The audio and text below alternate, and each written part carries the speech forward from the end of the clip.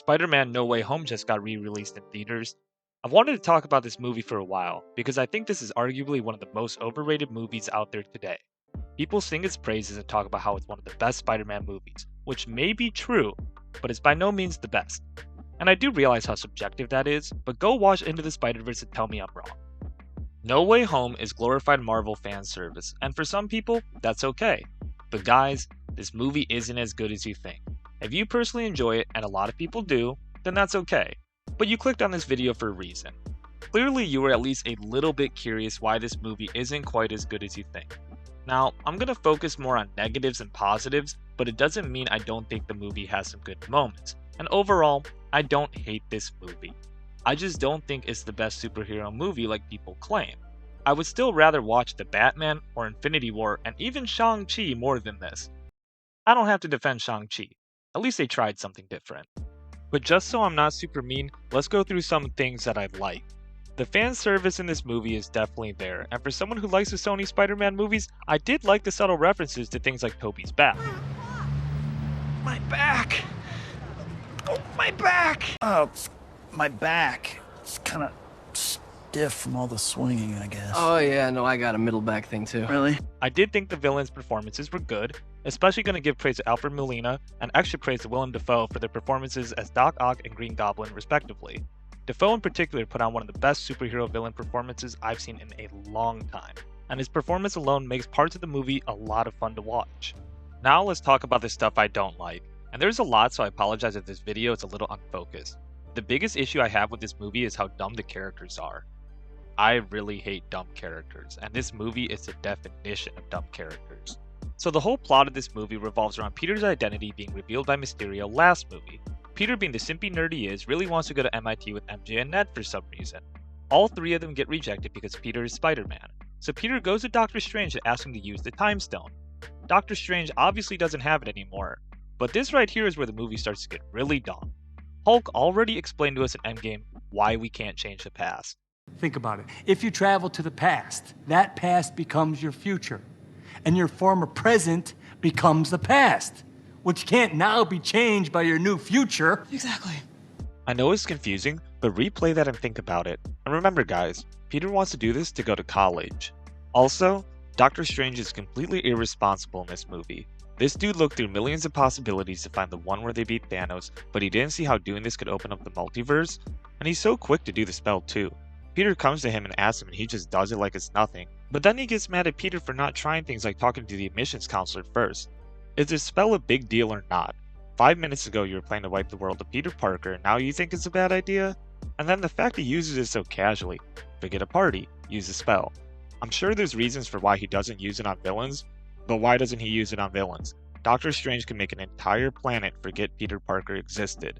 And if he can alter the spell to make certain people remember Peter, why doesn't he tell Peter before he starts casting the spell? Why doesn't he even bother explaining the spell to Peter?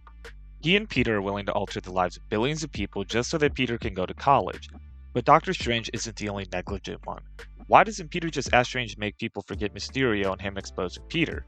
Assuming that the spell deletes all physical evidence of the person too, then the footage of Mysterio exposing Peter wouldn't exist and they wouldn't have memories of Mysterio. If the spell doesn't delete physical evidence, then Peter is an even bigger idiot, because that means someone can just search "Who is Spider-Man" and find J. Jonah Jameson's podcast and every other article on him. So let's go with the first theory. And the parameters of the spell don't really make sense. It's supposed to bring over people that knew Spider-Man as Peter Parker. But why is Electro there? He died before he found out. We saw this happen in The Amazing Spider-Man 2. And then they doubled down on this when he says he was transported right before he died.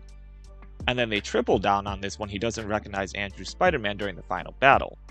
I am willing to accept that it's possible that a version of Electro that did know Peter came over, but that still doesn't make sense because he says this. I just thought you was gonna be black. Do you know Peter Parker or not? Because it sure doesn't seem like he does.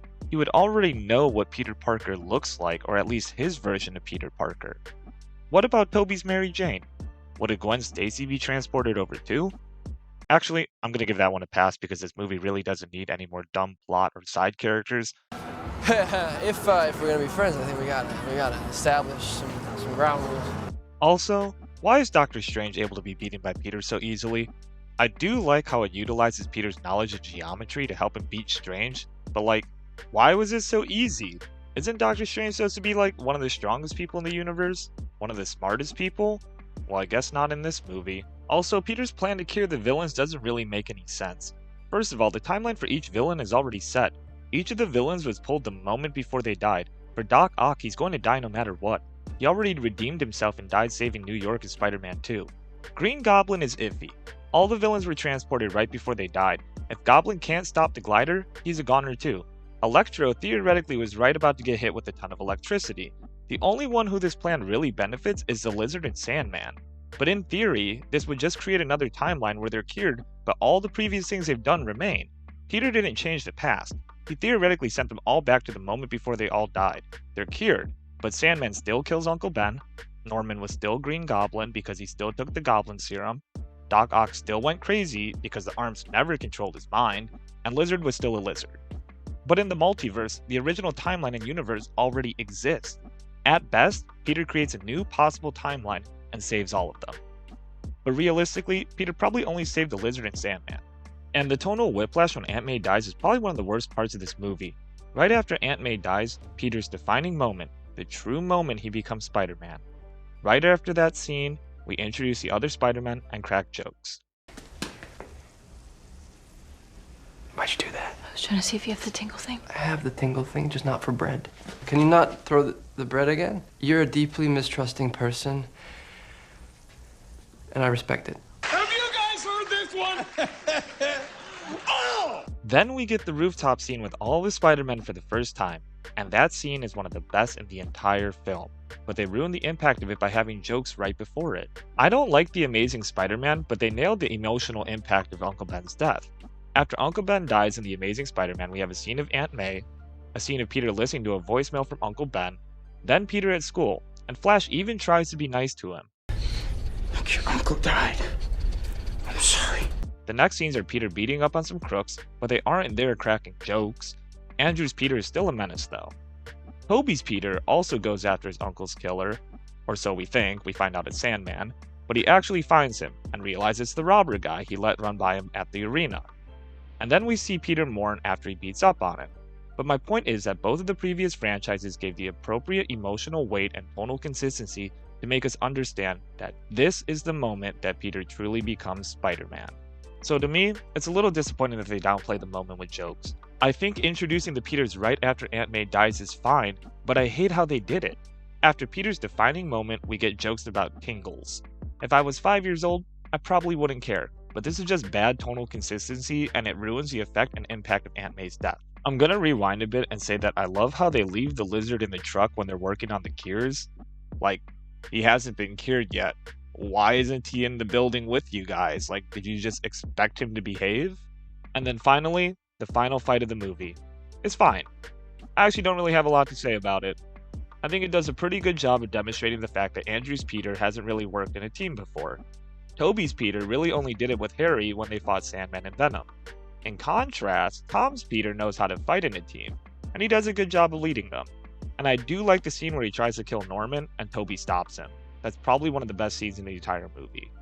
Unfortunately, we get another dumb scene with Doctor Strange. So Doctor Strange shows up and the multiverse begins to break down and he again blames Peter. They're here because of you. No. You of all people don't get to put the blame on Peter. You're just as responsible for this as he is. So then Peter has Strange cast a forgetting spell and everyone forgets who Peter Parker is. But like, how does this affect Tobey and Andrew? I guess we'll find out in another movie. So anyways, the ending is fine. Spider-Man creates a new suit and gets to be his friendly neighborhood Spider-Man.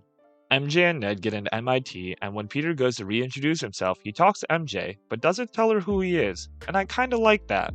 Because truthfully, even though I know she'll be in future movies, I really don't need more MJ. She's a pretty boring character, and I can already hear all the Zendaya fans coming to her defense. But listen guys, I'm sorry, I don't think her character is well written, and I'd be just fine if Peter found a different love interest in future movies. So that pretty much sums up all my complaints about this movie. I'm sure I forgot something and I'm sure there's explanations for certain things I've said. I really don't hate this movie, but for me, I don't view this in the upper echelon of superhero movies. I think if you turn your brain off and go in for the nostalgia, it's fine. But unfortunately, the more you watch this movie, the more the flaws and inconsistencies start to show up, and eventually you can't really ignore them because of the ramifications they have on other characters and events. This isn't a review, so I'm not going to give it a number score, but I'll just say, if you still like the movie after this video, that's okay. I personally don't, and if you've watched this far, I've probably already changed your mind. And that about wraps up this video. Leave a comment down below giving your thoughts on what video you might want to see next. This has been the MeloTime Movie Hour. Thank you guys for watching. I'll see you next time. Go ahead, hit that like button, and subscribe. Yeah, I lied. I'm scoring this movie. I'm going to give Spider-Man No Way Home a 6 out of 10. Okay. Bye, guys.